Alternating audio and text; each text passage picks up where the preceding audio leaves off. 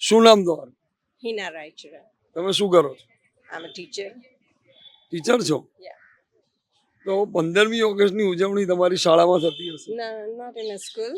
હા, પણ પર્સનલ ઘરે કોચિંગ આપું છું. બરાબર. પણ ઘરે છોકરાઓને થોડું પેટ્રિયોટિઝમ વિશે થોડું નોલેજ આપું. તમને શું લાગે છે આપણે ત્યાં 15મી ઓગસ્ટની ઉજવણીમાં પહેલાની સરખામણીએ હર ઘર તિરંગાનું મોદી સાહેબે નારો આપ્યો પછી ઉજવણીમાં જોશ વધ્યું છે? હા, બહુ સારું કર્યું છે. બધા લોકો અવેર થાય છે. ઘણા લોકો પાર્ટ લેતા હોય ના લેતા હોય, આ બધાને લાભ મળે છે કે થોડું દેશ પ્રત્યે જાગૃત થાય. સારું છે.